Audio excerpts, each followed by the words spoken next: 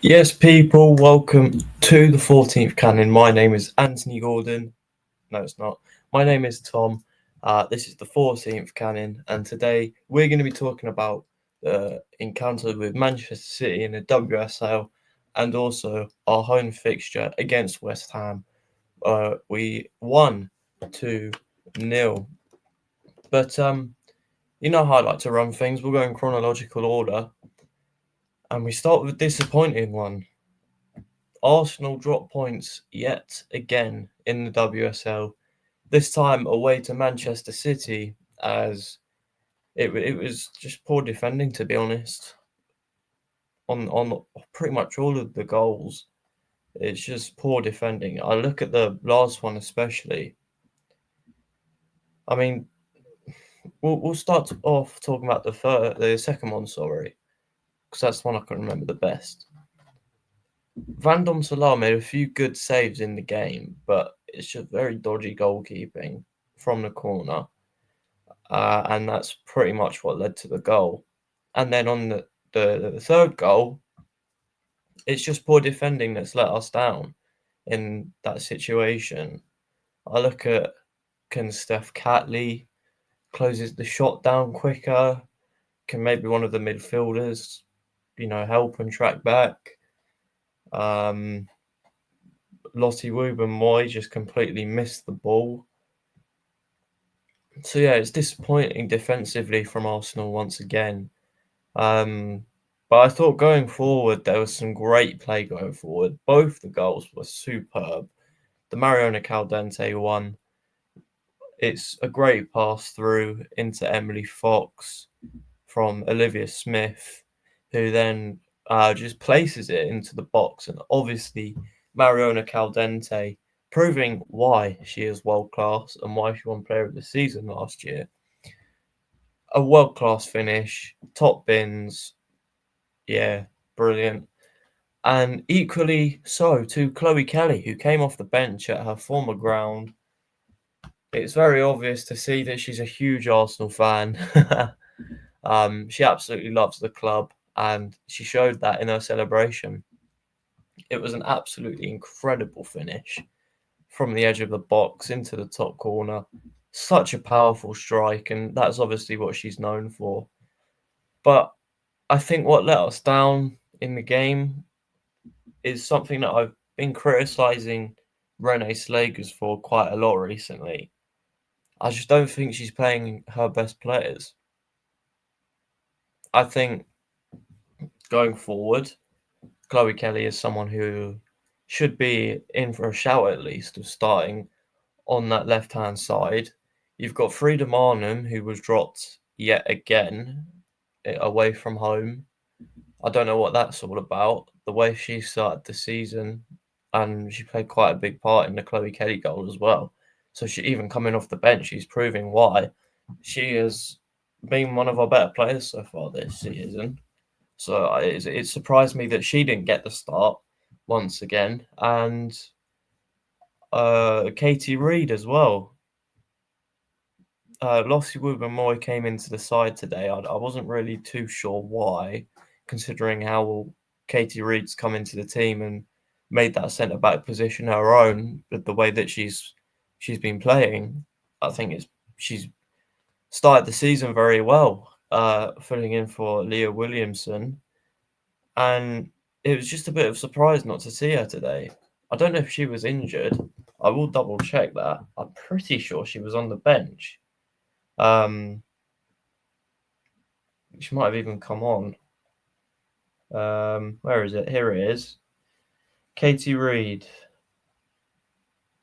Benched. Why is she not getting any game time? Why didn't she play? And that's what I mean. Why is Renee not playing her best players? I said the same against Manchester United, which got the team selection wrong.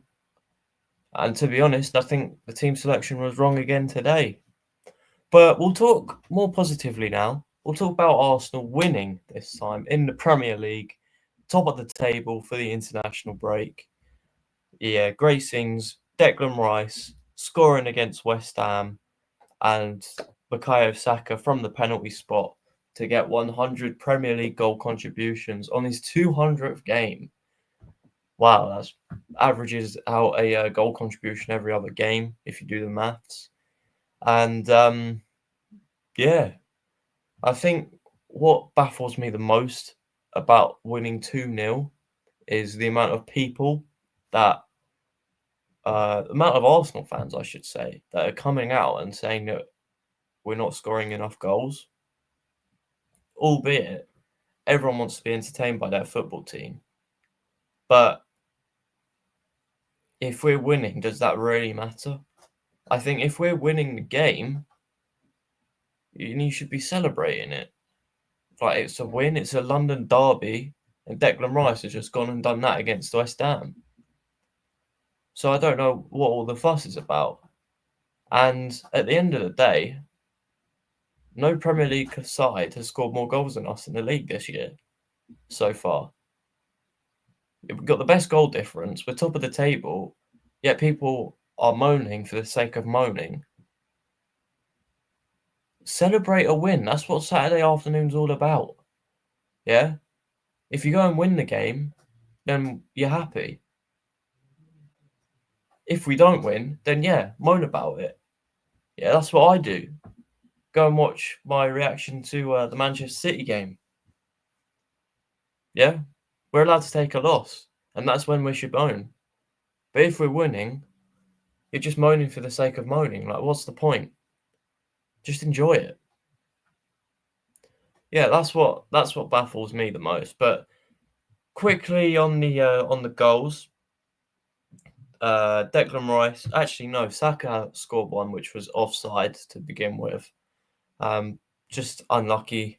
I think if that was onside, it would have been a great goal. It was a great touch and a great finish, a great pass from Zubamendi as well. Obviously, he was just offside in the build-up to that goal. And then Declan Rice.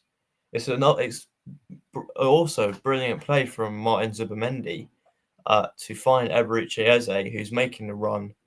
It's a good save from Areola, and Declan Rice is there to tap it in for a goal. Yeah. And then the penalty. Bukayo Saka, captain's orders. He takes the penalty.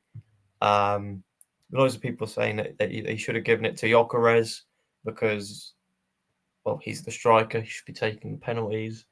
But if it goes in the back of the net, again, people just moaning for the sake of moaning. I don't really care as long as it goes in. Would have been nice to see Gyökeres get a goal, obviously. He, once again, hasn't scored, and I believe that is now 6 games on the bounce without a goal. So hopefully in the international break, I'm pretty sure he's got the Sweden call up. He should score. Because it's a bit of a shame that he's gone a bit quiet among the goals recently. But yeah, I mean, other than that, Martin Odegaard went down injured, which is a bit of a shame. He is now the first player in Premier League history to be hooked off before half-time in 3 consecutive starts, which isn't his fault, obviously. He was brilliant during the week against Olympiacos, and it's just a shame that he's had to come off again in the Premier League. I think the way he was speaking during the week, saying it's great that he's playing again, and he's playing to the highest level that he possibly can, is amazing. And then it's just obviously a huge, huge shame that he has to be taken off before half-time again through injury.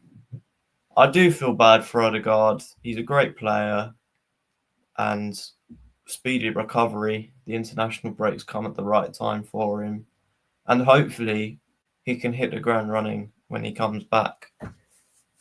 So yeah, that's pretty much it. Lone watch.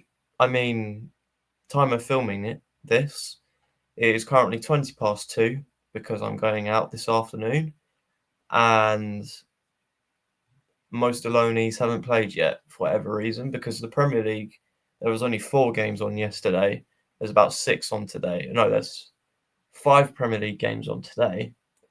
And then all around Europe, Jakub Kiwior's not played yet. He's playing this evening against Benfica, potentially. Benfica. Other players such as Michelle Adjumang hasn't played yet for Brighton. The other girl that's on loan at Brighton hasn't played yet, obviously. Although I'm pretty sure she did score last week, so congratulations. And other players, Reece Nelson's still injured, which is a shame. Alexander Zinchenko actually got dropped from the Nottingham Forest team last time I saw, so unlucky, mate. And other players, Jesse Gale hasn't